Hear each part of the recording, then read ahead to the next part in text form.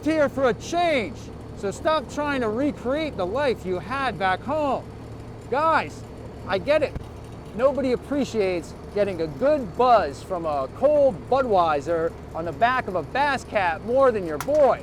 But this is a river in southern Cambodia, and the only thing you're likely to snag here is a snapper. If you want crabs, you can catch them too, but your best bet is at a girl bar in the backpacker district. See, fishing isn't a leisure activity on Lake Erie for these locals. These fellas here, they fish for food, not for fun. You moved here for the cost of living, cheap beer, beautiful women. Yet 5 years later, you still don't say anything in the local language, and all your friends are other foreigners complaining about the food. Let's talk about why most expats never really live here, and how not to become one of them. It's tempting to treat Southeast Asia like your discount adult Disneyland. Stay at the 5-star hotel. Flex hard on your Instagram feed. You rented a supercar so that some slut from Saigon would slide into your DMs. Or you got bottle service in Bangkok because your cousin from Cleveland thought it was the closer move.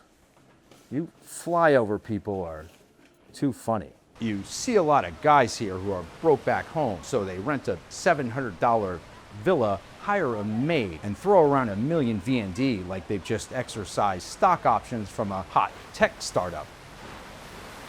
For those of you not well versed in Southeast Asian finance, that's about 40 bucks.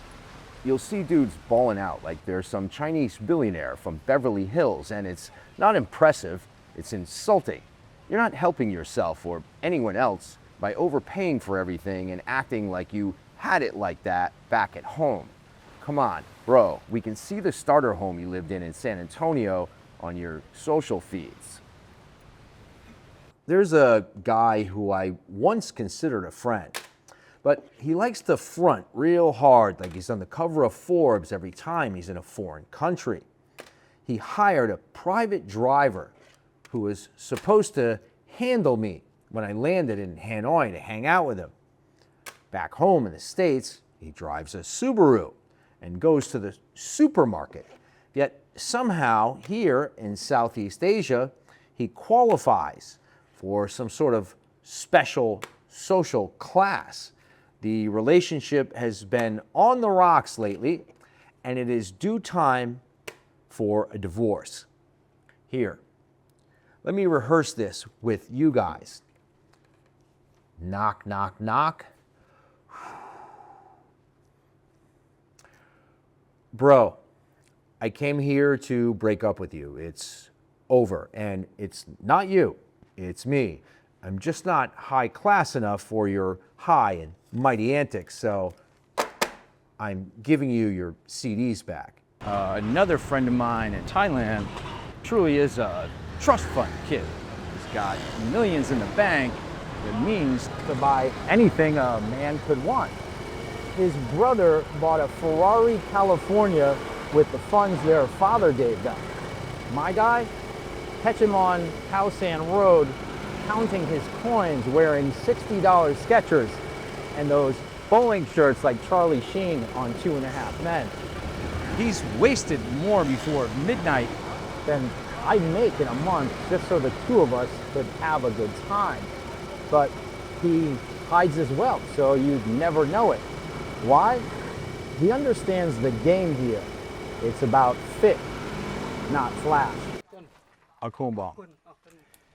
Don't confuse cheap currency with high character. Spending money here doesn't make you successful, just makes you stand out for the wrong reasons. Eventually, you'll lose respect of the locals and, worse, friends who might have had your back. It doesn't mean you have to live like a monk. I spend more money per month than most of the expats I've met here, and some of them give me flack for it, but I'm not retired. I still have a real job for about 9 hours every weeknight when I'm not wasting my time making YouTube videos. I might hire local help, respectfully, but I don't hang them on my wall like a trophy from a safari trip. Some Westerners arrive thinking, why can't they just do things the right way? As if every system in the world is broken unless it runs as smoothly as Silicon Valley, or looks as sanitized as a secluded suburb in San Diego. But you're not in Kansas anymore, Tom, Dick, and Harry. You're in Thailand, Vietnam, or Cambodia. This part of the world isn't looking for a foreign fix-it man like a Mr. Furley to show up and show them how things are done in the West. Things work differently here, but they work. So you can either spend your time frustrated that things aren't like back home, or you can remember why you left home in the first place. Some guys get mad they can't ball up their butt wipes and toss them in the toilet.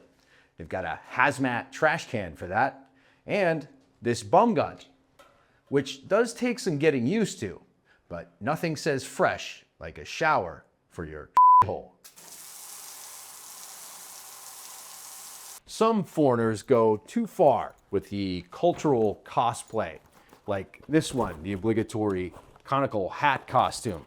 What it signals is, look how immersed I am.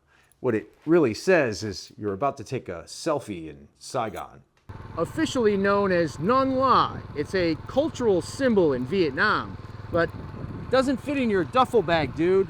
You'll discard it after a day of looking like a douche. I call this one the Elephant Pants Starter Pack. What it signals is that you personally discovered Buddhism yesterday. What it really says, though, is that you've transcended Western fashion and hygiene. You start with a pair of harem pants, baggy ones, preferably with elephants on them. And you pair those with a loose-fitted tee or a tank printed with Buddha, the Om symbol, or my personal favorite, Namaste in Comic Sans. Another must are the mala beads. They're meant for meditation. Not for you, though. Rock them like a rope chain. Then comes the man purse and the mean scowl for the other Westerners who took a shower today. For footwear, you could go with flip-flops or just grow a pair of balls and go barefoot in inappropriate places. Sir, you must wear shoes. If your only friends are other foreigners who don't speak the local language, don't like the local food, and don't trust the local people, then ask yourself, why are you even here? Sure, that expat echo chamber feels safe. So did the warm, wet womb of a bedroom in your mother's basement. Maybe she'll let you go back there. If you flew 8,000 miles just to live action role play as some kind of foreign king in a cheaper country, you're not in Southeast Asia, you're in denial. And the longer you stay in that expat bubble, the harder it is to get out. You'll start believing it's normal to complain about a place that you don't actually participate in. You'll confuse comfort with culture. And one day you'll wake up and realize that you don't have a single friend besides those frugal Farangs and locals who love you as long as you're tipping well. So let's fix that. It wouldn't hurt to make one local friend in your new foreign city. Not your bartender, not your girlfriend. Someone you don't want to screw who will invite you over for dinner on Sunday. It will take time, but that's the point. Move into a local neighborhood, one where the weddings and funerals last for 5 days and set back your schedule. Or find an apartment near a karaoke bar. That's the real hazing ritual.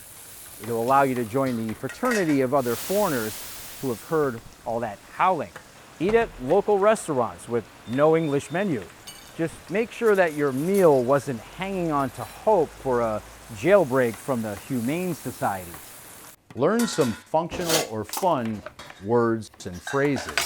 In English, I'm a big fan of telling people to go F themselves. So I asked my Vietnamese friends how to do it in their language. I'll slaughter it, but it goes something like this. Numa moi. I might have offended half the senior citizens in that country rehearsing that phrase, but I've got some pretty good homies in Vietnam now who think that's funny as hell. And yes, they've invited me over for Sunday dinner.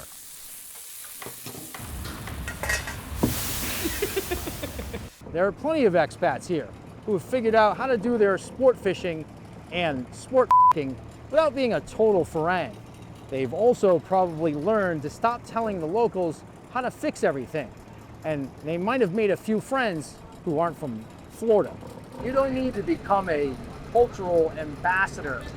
Just stop being a caricature and you'll find a more authentic version of this place and its people.